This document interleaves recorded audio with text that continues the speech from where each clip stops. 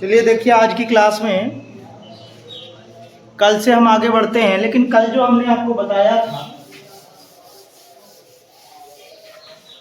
बस उसी पैटर्न की सारी सवालें हैं और कुछ अलग नहीं है। हाँ हाँ सी, अच्छा तीसरी, हाँ बताएंगे, तीसरी बताएंगे। थोड़ा बहुत जो अलग है और कुछ नहीं है, सब कुछ वही लिखना है, बाकी कुछ करना नहीं है। जैसे अगली जो सवाल है थोड़ा सा अलग है तो उसको हम देख लेते हैं। भाई 3 नंबर में बोला है कि 3 प्लस कितना लिखा है, 2√5। इसको सिद्ध करना है कि ये कौन सी संख्या है, अपरिमेय संख्या, अपरिमेय संख्या। अब इस वाली सवाल में ये है, कल एक सवाल हमने बताया था उसमें कितना था, 3√3 था कि नहीं था ना। उसको पक्षांतर किया था, एक साइड हमने किसको बचाया था, √3 को। और √3 आपको पता है कि अपरिमेय संख्या होती है, तो हम सीधा सीधा लिख देंगे। जब आपसे पूछे सवाल में, एक बार के लिए समझ लें, जब आपसे सवाल में पूछे कि सिद्ध करो कि √2, √3, √5, √7 इनमें से कोई एक अगर पूछ ले, तो पहला तरीका जो हमने बताया था वो आपको अपनाना है। आप परिमेय संख्या मानेंगे, उसको परिमेय संख्या की सारी शर्तें लिखेंगे, स्क्वायर करेंगे। पहला तरीका जो पहली सवाल हमने आपको बताई थी √5 को लेकर के, बताया था कि नहीं बताया था, वो तरीका √2, √3, √5, √7, √11 चाहे जो पूछ लेगा वो तरीका आपको लिखना है। लेकिन जब ऐसी सवाल मिल जाए, √5 के साथ कुछ मिल जाए, √2 के साथ कुछ मिल जाए, √3 के साथ कुछ मिल जाए, तो उसके लिए जो हमने कल दूसरा तरीका बताया था उसको अपनाना है। कल हमने 3√3 को बताया था, सवाल नंबर 2 है इस प्रश्नावली की, उसमें हमने 3 को पक्षांतर किया था। मानना आपको हमेशा अपोजिट ही है और विरोधाभास से ही ये पूरा सिद्ध होता है। तो अब इसमें कैसे करेंगे समझो, वही कार्यक्रम पूरा करेंगे, पक्षांतर करेंगे, उसके बाद यही लिखना है कि भैया इसको हम जानते हैं कि अपरिमेय है, इसको हमने माना है परिमेय, अर्थात हमारा मानना गलत है। बस इतना ही आपको बताना। तो जैसे इसको हल करने के लिए क्या करोगे आप, इसको हल करने के लिए आपको सीधा सीधा क्या करना है भाई, इसको सिद्ध करना है अपरिमेय, तो हम इसी को मान लेंगे परिमेय। यही तो कल भी किया था ना, बात समझ में आ रही। यहां पे हम लिख देंगे कि माना संख्या 3 प्लस 2√5, ये क्या है, माना 3 प्लस 2√5 परिमेय संख्या। क्या है भाई, परिमेय संख्या, परिमेय संख्या।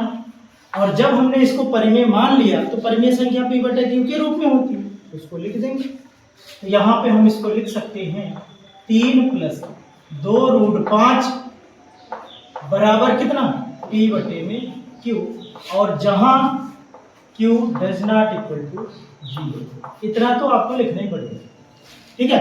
इतना लिखने के बाद हमने क्या किया था, इस सवाल में 3 को पक्षांतर किया था। इधर बचा हुआ आप अपरिमेय संख्या, जिसको आप जानते हो कि अपरिमेय है, √5 को आप जानते हो ना कि अपरिमेय संख्या। तो √5 जो है, √5 को आप बचा लीजिए, बाकी सबको उधर करेंगे। तो 3 को उधर करेंगे तो ये बन जाएगा 2√5 बराबर p/q। एक परिमेय संख्या हमने माना है और माइनस में 3, ये भी परिमेय संख्या है। बात समझे कि नहीं समझे। कुल मिला के इधर हमने जो परिमेय माना है, अभी हमने इसको परिमेय माना है तो इसके बराबर में ये है, कोई बात नहीं, हो सकता है परिमेय हो भाई, लेकिन आगे हल करने के बाद एकदम दिखने लगेगा कि परिमेय हो ही नहीं सकता। अब आगे देखो, और आगे थोड़ा सा करिए, तो इसको थोड़ा सा हल कर लो आप। तो ये क्या बन गया, ये बन गया परिमेय, मतलब 2√5। जब एक परिमेय संख्या में कोई एक परिमेय संख्या घटाओगे तो एक परिमेय संख्या आएगी, और उस परिमेय संख्या को हम लिख देंगे m/n। जहां m/n क्या है, m/n है P बटा में Q माइनस 3 करने से आता है। बात समझे कि नहीं? देखो बहुत ज्यादा इस पे परेशान नहीं होना है। मैंने क्या लिखा है कि भैया एक परिमेय संख्या है, जैसे 10 लिया, P बटे Q के रूप में हम मान लेते हैं 2/3 ले लो, आप 2/3 ले लो। 2/3 में जब 3 घटाओगे तो कोई संख्या मिलेगी। अरे 3 3 9 कितना आया? माइनस में 7/3 आ गया। रिजल्ट आया कुछ ना, और वही रिजल्ट हम यम अपान n कर दिए। और ये क्या है? परिमेय संख्या है, तो यम अपान n इसलिए हमने कर दिया कि ये भी भैया परिमेय संख्या के रूप में ही होनी चाहिए, इसलिए हमने कर दिया। फिलहाल के बाद यहाँ लिख देना जहां n does not equal to 0, मतलब ये परिमेय संख्या है। हमने क्या किया, कल ये नहीं लिखा था ना, अगर आप परेशान हो रहे हैं तो आज भी नहीं लिखेंगे, लेकिन एक बार के लिए और सज जाएगी सवाल तो और अच्छे से, या फिर इसको ना ही लिखो आप, कोई बात नहीं है। फिलहाल अगर आपको समस्या हो रही है तो ये कितना है भाई? P बटा में Q माइनस 3 इतना। अब 2 को आप इधर करोगे तो ये कितना आ जाएगा? √5 बराबर P बटा में Q माइनस 3, और कुल के बट्टे में कितना आ जाएगा? 2 आ जाएगा। इस बात को बड़ी गहराई से समझो, ये क्या कहना चाहता है। हमने क्या माना था? हमने इस पूरी संख्या को परिमेय माना था कि नहीं माना था? अब आगे देखो, अगर हम P बटे Q को परिमेय माने हैं तो ये परिमेय है, ये भी परिमेय है, दोनों परिमेय संख्या है। और परिमेय में जब परिमेय घटता है तो रिजल्ट हमेशा परिमेय संख्या आता है। आप करके देख लेना, उदाहरण लेके देख लेना, अभी हमने उदाहरण भी लिया। उसके बाद ये पूरा रिजल्ट परिमेय संख्या आया है, पूरा रिजल्ट। अब उसी परिमेय संख्या में देखो 2 का भाग दिया जा रहा है। किसी भी परिमेय संख्या में जब परिमेय संख्या का भाग दिया जाता है तो रिजल्ट हमेशा क्या आता है? परिमेय संख्या आता है। कहने का मतलब इस स्थिति में भी ये पूरा क्या है? ये पूरा परिमेय संख्या। क्या है भैया? परिमेय संख्या। जो हमने ऊपर माना था अभी भी वो परिमेय ही है, लेकिन इधर परिमेय और इधर आप गौर से देखो √5 क्या है? कल ही हमने सिद्ध किया था √5 क्या है? अपरिमेय संख्या। √5 क्या है? अपरिमेय संख्या है। तो ये परिमेय कैसे बनी है? हमने माना है। और ये अपरिमेय कैसे बनी है? ये हम सिद्ध कर चुके हैं, एकदम फैक्ट है, प्रूफ है। इसको गलत आप नहीं कह सकते। मानने में गलती हो सकती है, मैं आपको पेड़ मान लूं ये हमारी गलती हो सकती है, लेकिन फैक्ट है कि आप इंसान हो, ये तो सत्य है ना। तो बस वही चीज यहां ध्यान से देखो, √5 ये फैक्ट है कि अपरिमेय संख्या है, लेकिन इसको हमने माना है, शुरुआत से मानते चले आए हैं, इसको हमने परिमेय माना है। तो याद रखना, मानने में गलती हो सकती है, इसीलिए हम यहां लिखेंगे अतः हमारे मानने में गलती थी, हमने उल्टा मान लिया था। इसी को विरोधाभास कहा जाता है। हमने उल्टा मान लिया था, इसलिए हमारा मानना गलत है। वास्तव में यहां देखो, ये पूरी संख्या, ये पूरा जो भी यहां लिखा है वही चीज यहां है, ये वाला वही चीज है, पक्षांतर करके ये रूप दिया गया। तो कुल मिला के ये जो है ना, जो हमने इसको परिमेय माना है, वास्तव में ये परिमेय है ही नहीं। तो बस वही चीज यहाँ आपको दिखाना पड़ता है कि हमें पता है, अतः यहां लिख देना, अतः √5 अपरिमेय संख्या, अपरिमेय संख्या है, अपरिमेय संख्या है। इसलिए विरोधाभास नियम से विरोधाभास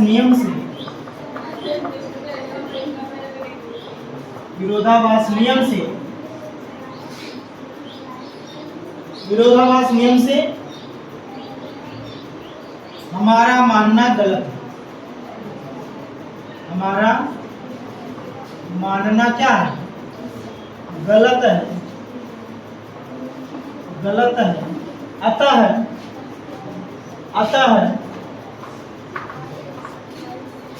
3 + 2 √5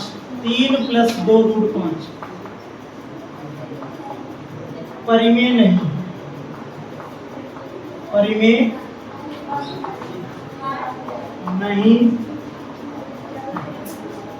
3 + 2 √5 परिमेय नहीं है।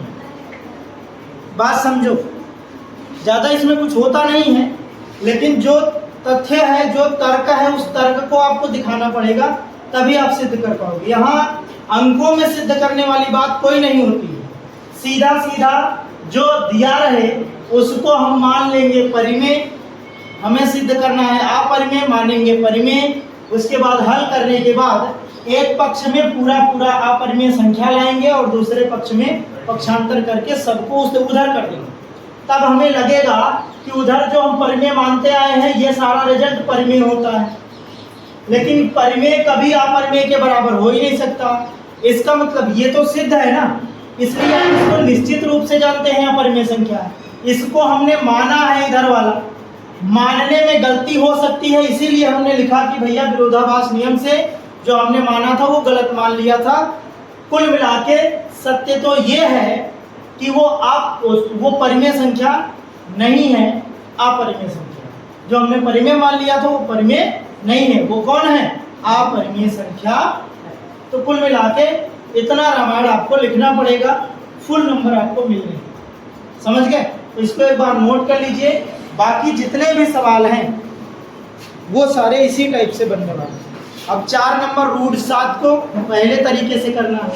हमने कहा था इसका रिवीजन कर लेना, एग्जाम में सवाल यहाँ से बनते हैं। 5 नंबर आपको कैसे करना है? 5 नंबर इस तरीके से करना है, ठीक है? तो इस तरीके से अब इस प्रश्नावली के सारे सवाल फिनिश हो जाते हैं, सब इसी पे बने हैं। अब इस तरीके से ये वाली जो प्रश्नावली है आपकी समाप्त हो गई है। एक प्रश्नावली और है, विविध प्रश्नावली, जिसमें जो सवाल बनने वाले हैं वो आपके सामने हैं। इनको पहचानना है, बस हल कुछ करना ही नहीं, सिर्फ पहचान के बताओ इन सभी संख्याओं में से कौन क्या है परिमेय संख्या है, छांट के लिखना। तो √3 हमने आपको बताया, क्या ये परिमेय है? नहीं है। π/3 क्या ये परिमेय है? ये भी परिमेय संख्या नहीं है। कारण क्या है कि पाई को हम परिमेय संख्या नहीं मानते। अगर आप ये जानते हैं कि पाई का मान 22/7 होता है तो ये गलत है। लगभग 22/7 होता है, 22/7 कभी नहीं होता।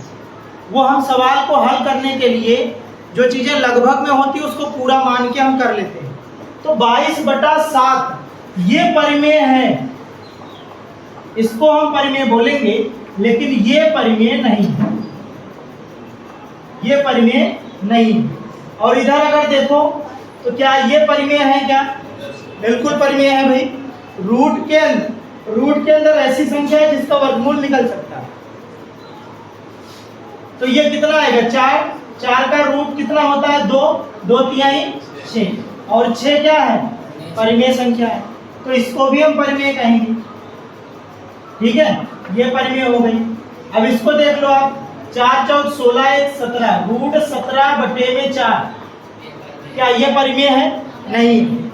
4 जो हर में है ये परिमेय आप बोल सकते हो, लेकिन पूरी संख्या की बात आएगी तो परिमेय नहीं बोलेंगे, ठीक है? अब इसको देखो भैया, दशमलव में हमने इस प्रकार, ये किस प्रकार की संख्या है पहले बताओ आप? अशांत आवर्ती है, अशांत आवर्ती, क्योंकि एक अंक के ऊपर बार लगा है। बार का मतलब अब 3 बार आएगा, और जहां बार संख्या या संख्याओं का समूह आ जाए, कोई अंक या अंकों का समूह बार आ जाए तो वो अशांत आवर्ती होता है, और अशांत आवर्ती को हम परिमेय संख्या के अंतर्गत लाते हैं। तो ये क्या हो जाएगा? ये भी आपका परिमेय। तो इस तरीके से विविध प्रश्नावली की ये पहली सवाल थी, इसमें परिमेय छांटना। अब दूसरी सवाल क्या है उसको देखो जब।